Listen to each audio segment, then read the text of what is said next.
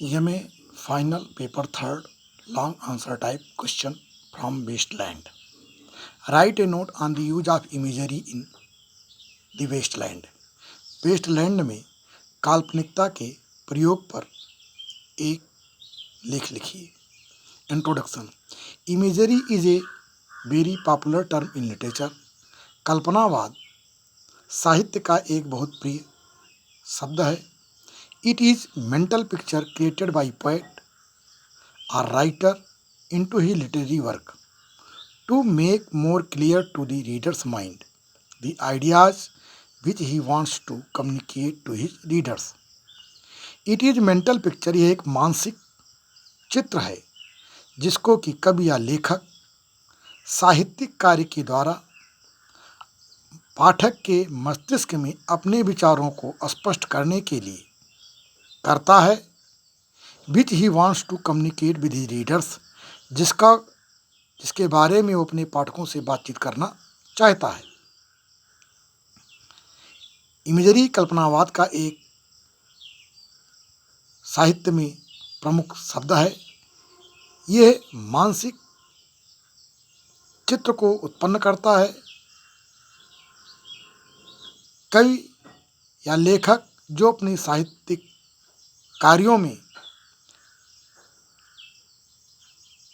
वस्तुओं को स्पष्ट करने के लिए पाठक के माइंड में, पढ़ने वाले के मस्तिष्क में बताना चाहता है, कहना चाहता है. सी डे लिविस राइट्स, सी डे लिविस लिखते हैं, that an image in A picture made out of words, कि चित्रों के द्वारा बनाया गया चित्र,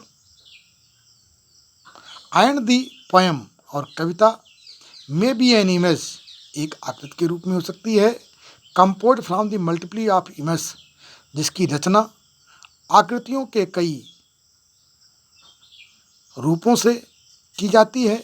इमेज और इमेजरी, आकृति या कल्पनाएं, हैज़ बीन मेड, बनाई गई हैं, यूज इन 3 डिफरेंट वेज, 3 तरीकों से. आकृति या कल्पनाओं को 3 तरीकों से बनाया गया है. फर्स्ट, सर्वप्रथम, it is use to signifies all the objects, ये संपूर्ण वस्तुओं को चिन्हित करने के लिए प्रयोग किया जाता है.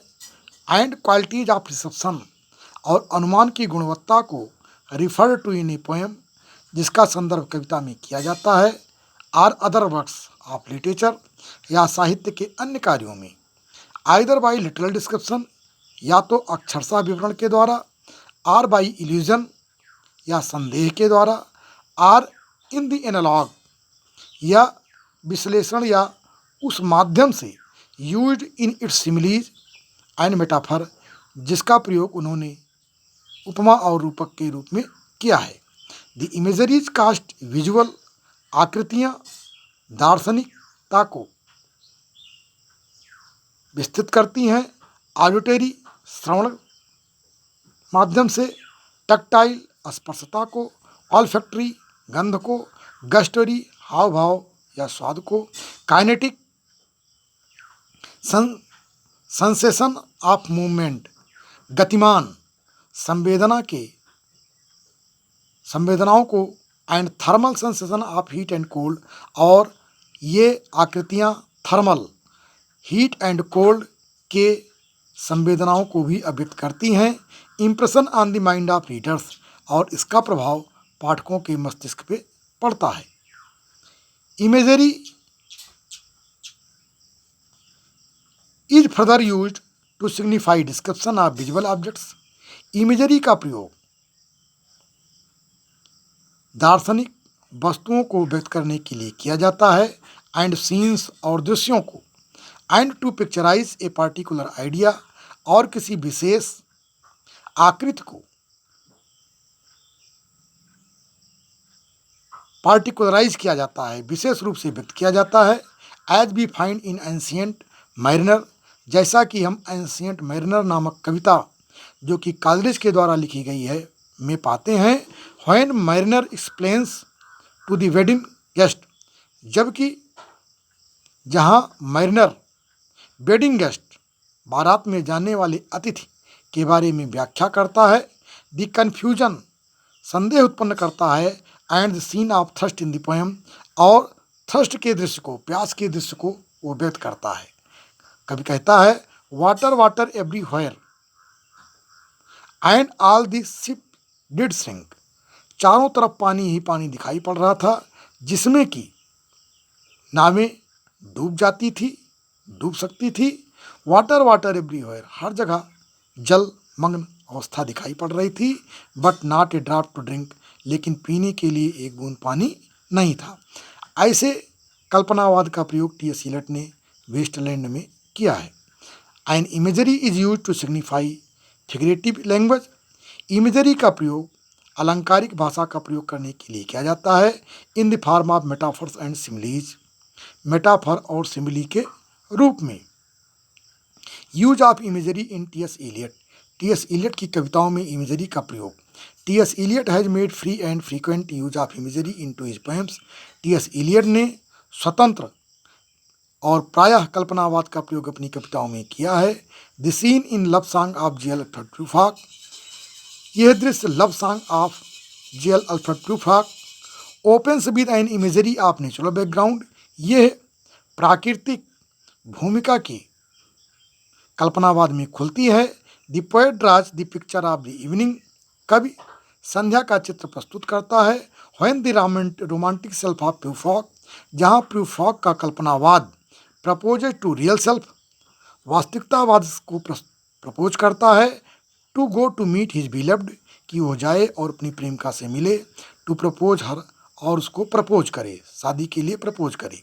The romantic self says to the real self, कल्पनावाद वास्तविकतावाद से कहता है let us go then you and I, तब हमें और तुम्हें, अर्थात कल्पनावाद और वास्तविकतावाद को जाना चाहिए। When the evening is spread out against the sky, जब संध्या आकाश के नीचे विस्तृत रूप से, like a patient etherised upon table, operation table पर एक अनकॉन्शियस अचेतन पेशेंट की तरह पड़ी हुई हो, तब वास्तविकतावाद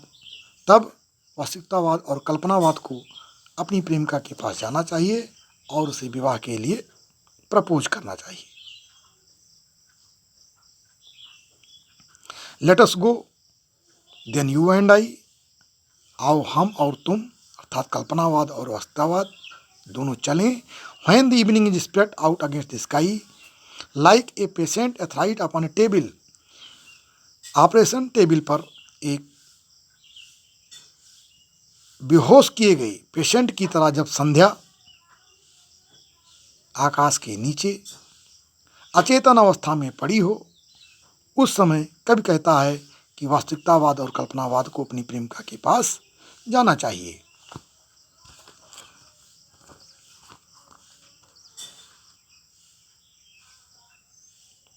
the poet takes help of nature to explain the time of departure, कवि प्रकृति की मदद लेता है प्रस्थान के समय की व्याख्या करने का।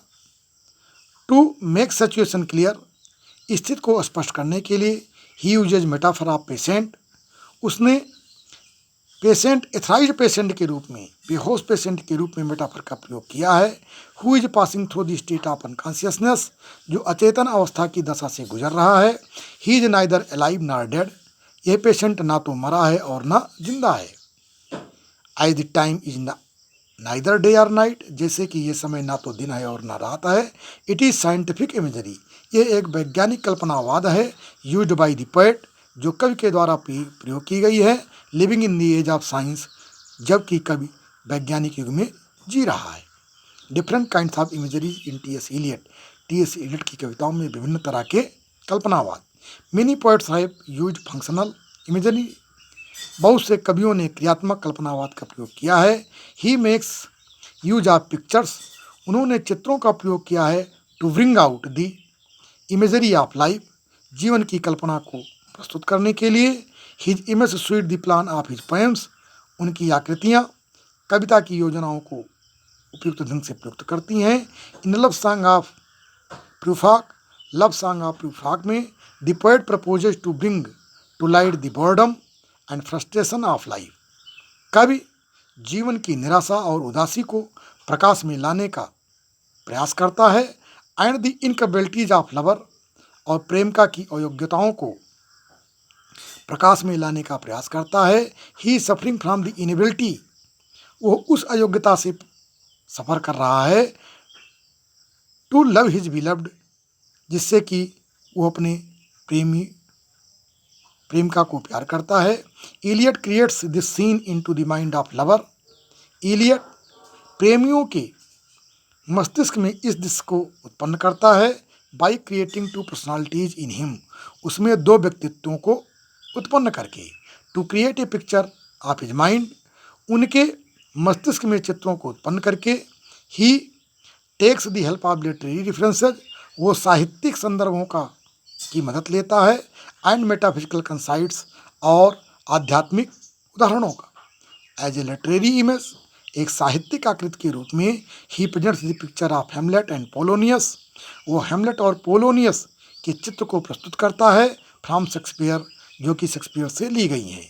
द प्रोटागनिस्ट सेज, नायक कहता है, I am not Prince Hamlet, ना तो मैं प्रिंस हेमलेट हूँ, nor was I mean to be, और ना तो मेरा हेमलेट होने का कोई अर्थ है। I am an attendant lord, मैं एक अटेंडेंट लॉर्ड हूँ। वन दैट विल डू, जो कि एक करेगा। टू सेल ए प्रोग्रेस, जो कि एक उन्नत को विकसित करेगा। स्टार्ट ए सीन, एक दृश्य उत्पन्न करेगा। Or to advise the prince, या राजकुमार को ऐसी सलाह देगा। T S Eliot also takes the help of mythical imageries. T S Eliot उस रहस्यमयी पौराणिक कल्पनाओं की मदद लेते हैं। Plutarch refers to the fate of John, यहाँ पर प्लूटार्क जॉन के भाग्य का संदर्भ देता है।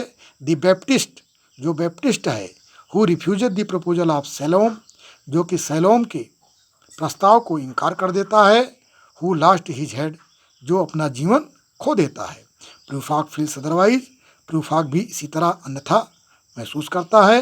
ही में आल्सो लूज हेड, वो भी अपने जीवन को खो देगा। If he makes the proposal, यदि वो इसी प्रस्ताव को करता है। द प्रोटागनिस्ट सेज, नायक कहता है, there will be time, there will be time, कि वहाँ पर एक ऐसा समय होगा। To prepare a face to meet the faces, कि चेहरों से मिलने के लिए अपने को वो तैयार करेगा। दैट यू मीट, जिससे तुम मिलोगे। There will be time to murder and create, वहाँ पर किसी की हत्या, किसी चीज़ को समाप्त करने का और उत्पन्न करने का भी समय होगा। And time for all the works, और सारे कार्यों के लिए वहाँ पर एक समय होगा। एंड डेज ऑफ हैंड्स, और वहाँ दिनों के हाथ होंगे। दैट लिफ्ट, जो कि उठाएंगे। And drop a question on your plate, तुम्हारे सामने एक प्रश्न को जो उत्पन्न करेंगे। In love song of Eliot, love song of Eliot में, in love song of Plutarch में, Eliot makes use of literary imagery. Eliot साहित्यिक कल्पनाओं का प्रयोग करता है फ्रॉम शेक्सपियर्स हेमलेट, जो शेक्सपियर के हेमलेट से ली गई हैं। एंड माइथिकल इमेजरी, और पौराणिक कल्पनाओं का प्रयोग करता है फ्रॉम ग्रीक स्टोरी, ग्रीक कहानियों से, of the John and Baptist, जो जॉन ऑफ बैप्टिस्ट हैं। एंड द क्लासिकल माइथ, और एक शास्त्रीय कथाओं का प्रयोग करता है ऑफ लेजारस का, who had come to relate all that takes place in hello.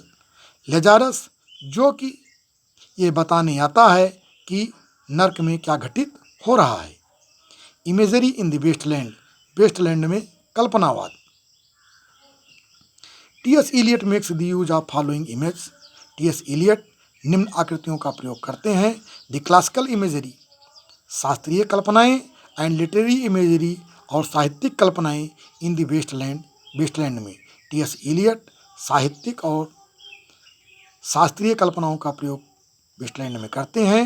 His imagery is not decorative for the ornament of his poem, उनकी यह कल्पनावाद कविताओं के अलंकार के लिए सजावटपूर्ण नहीं है। ही इमेजरी आज फंक्शनल, उनका कल्पनावाद क्रियात्मक है। They are brought to see the purpose of the poet. वे कवि के उद्देश्यों को लाने का प्रयास करते हैं। The purpose of the poet is to bring the light of spiritual degeneracy of the age. इस कविता में कवि का उद्देश्य उस युग की आध्यात्मिक औन्नति को प्रकाश में लाना है। Eliot brings to the light of disillusionment. कवि मोहभंग के प्रकाश समाज के Eliot brings to the light of disillusionment. कवि इलियट डिसिल्यूजनमेंट मोहभंग के प्रकाश को लाता है। ऑफ द पोएम कविता के।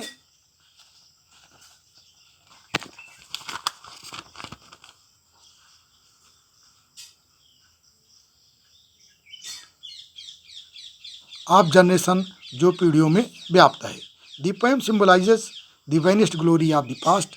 यह कविता प्राचीन काल की समाप्त हुई यश को प्रतीकात्मक रूप में व्यक्त करती है। It is made clear by the poetic line. कविता की इन पंक्तियों के द्वारा स्पष्ट किया गया है। इन द फॉलोइंग जो निम्न रूप में लिखी है। When a lovely women to folly. जब कोई सुंदर महिला मूर्खता के लिए झुकती है। When a lady loses her physical chastity. जब कोई महिला अपनी शारीरिक पवित्रता को खोती है। And comes to know. तब उसे ज्ञात होता है that her lover has destroyed हर।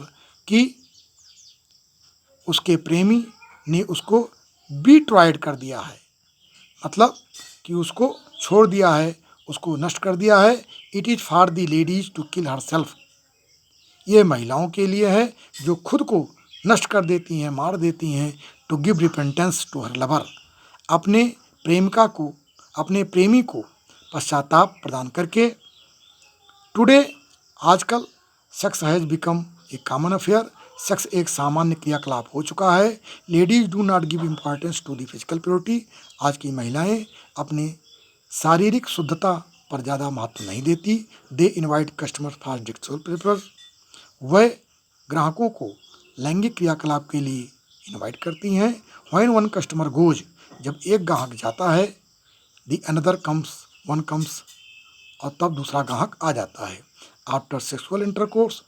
लैंगिक क्रियाकलाप के बाद she goes on the dressing table.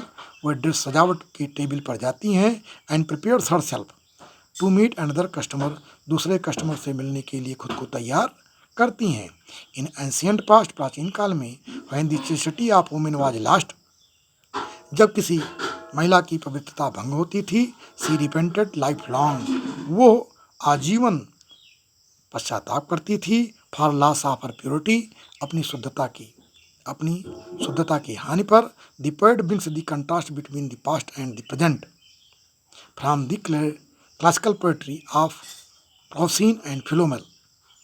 कवि प्राचीन और वर्तमान के विरोधाभासों को शास्त्रीय कथाओं प्रोसीन और फिलोमेल के माध्यम से प्रस्तुत करता है। The rape of Philomel by Tereus. Tereus king के द्वारा फिलोमेल का रेप किए जाने पर। Keeps her into permanent grief. उसने फिलोमेल को परमानेंट ग्रीफ में, लगातार दुख में ढकेल दिया था। Which she can not forget. जिसको कि वो भूल नहीं सकी। It sings still into a song of the Nightingale. आज भी ये बुलबुल के रूप में अपने गीतों को गाती है। And will ring for ever during the generation. और पीढ़ी दर पीढ़ी इसको अपनी आवाज़ के रूप में व्यक्त करती है। Which are to be born in future. जो कि भविष्य में उत्पन्न होंगे। The poet puts it into the following words. कवि इस चीज़ को निम्न शब्दों में व्यक्त करता है। The change of Philomel. Philomel का परिवर्तन बाई ए बारबरस किंग। एक असभ्य राजा के द्वारा। सो रेडली फोर्स्ड। जिसने कि असभ्यतापूर्वक बाध्य कर दिया उसको। यट बाध्य करके उसका रेप कर दिया। Yet there the nightingale filled all the desert. फिर भी वो नाइटिंगेल के रूप में पूरे उस निर्जन स्थान को भर देती है। With inviolable voice. अपनी पवित्र आवाज़ से। एंड स्टिल, और आज भी सी क्राइड, वो चिल्लाती रहती है। And still the world pursues. और आज भी ये संसार उसकी इस रेप की कथाओं को अनुसरण करता है। जग जग जग द डर्टी ईयर्स। जो जग जग शब्द के रूप में उनके गंदे कानों को भर देती है। इन द वेस्टलैंड एलियट से वेस्टलैंड में एलियट कहते हैं that the sex has been commercialised, कि आज सेक्स जो है इसका कमर्शलाइजेशन कर दिया गया है, इसको पैसों के रूप में व्यक्त कर दिया गया है, इसको व्यापारिक बना दिया गया है। There is no care for the loss of physical purity, आज शारीरिक शुद्धता पर कोई ध्यान नहीं दिया जाता। इन द पास्ट, प्राचीन काल में, Diana the goddess of beauty, Diana जो सुंदरता की देवी थी, वाश्ड हर, अपने को धोती थी, in the natural water of lake, झील के पवित्र पानी में अपने को देती थी। इन द प्रेजेंट सोसाइटी, आज के वर्तमान समय में, Mrs Porter and her daughter, Mrs Porter और उनकी पुत्रियां, जो कि पौराणिक नाम है, वॉशेज देयर फीट, अपने पैरों को धोती है, इन सोडा वाटर में, to keep their body soft, जिससे कि उसकी शरीर कोमल हो सके, एंड पोलाइट टू एंटरटेन, और आनंद देने के लिए विनम्र हो सके, हर कस्टमर्स, अपने ग्राहकों को, हु अपीयर टू देम, जो उनके सामने प्रस्तुत होते हैं, फॉर सेक्सुअल ग्रेटिफिकेशन, लैंगिक संतुष्टि के लिए, लैंगिक क्रियाकलाप की संतुष्टि के लिए जो उनके सामने कस्टमर के रूप में प्रस्तुत होते हैं। The poet keeps the whole scene in the following words, कवि संपूर्ण दृश्य को निम्न रूप में व्यक्त करता है। The sound of horns and motors, horn और मोटरों की आवाज़, which shall bring Sweeney to Mrs Porter, जो कि स्वीनी को मिसेज पोर्टर के पास लाती है। इन द स्प्रिंग, उस स्प्रिंग में, उस बसंत के समय में, oh the moon shines on Mrs Porter, और वही चंद्रमा मिसेज पोर्टर के ऊपर चमकती है, एंड हर डॉटर, और उनकी पुत्रियों के रूप में, they washes their feet in soda water, और उनकी पुत्रियां अपने पैरों को सोडा वाटर में धुलती हैं। The poet also refers to Diana, कवि डायना का संदर्भ देता है, who became so angry on the king Actaeon, जो कि एसिटोन नामक राजा पर नाराज हो गई थी। Who saw her during her bath into the lake, जिसने कि नहाते समय उसको देखा था। She gave so much importance to her chastity, उसने उसकी पवित्रता को इतना महत्व दिया, that she cursed him to be a deer, कि उसने उसको एक हिरन बन जाने का शाप दिया। Who was killed by his own hunting dogs, जिसका कि शिकार उसके शिकारी कुत्तों के द्वारा खुद किया गया। द पोएट से कब कहता है that in the modern world, कि आधुनिक संसार में नेकेडनेस इज इनकरेज्ड, नग्नता को प्रोत्साहित किया जाता है, and none in punished by anyone for sexual prostitution, और किसी को किसी के द्वारा लैंगिक प्रतिकूलता के लिए दंड नहीं दिया जाता है। इट इज़ रेदर इनकरेज्ड, इसकी अपेक्षाकृत इसको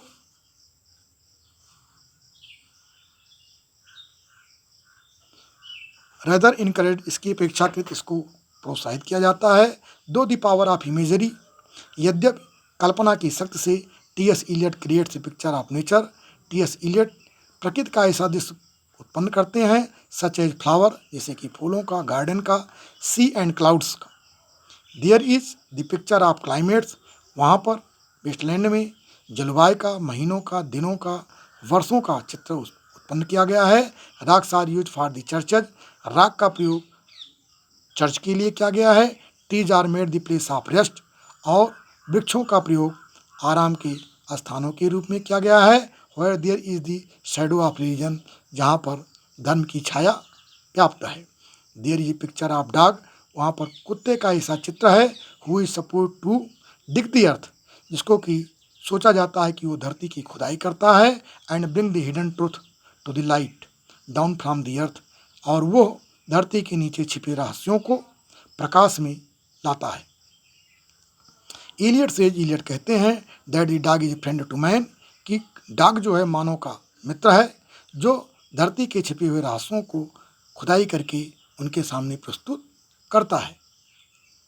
Elliot draws the picture of the London bridge, Eliot London के पुल का चित्र प्रस्तुत करते हैं। ओवरब्रिज, जिस पर lot of people must to join their duties, बहुत से लोग अपनी आजीविका कमाने के लिए, अपने कर्तव्यों का पालन करने के लिए उस पुल के ऊपर से गुजरते हैं। कंक्लूजन, उपसंहार, T S. Eliot proposes the wasteland is to bring light to objects.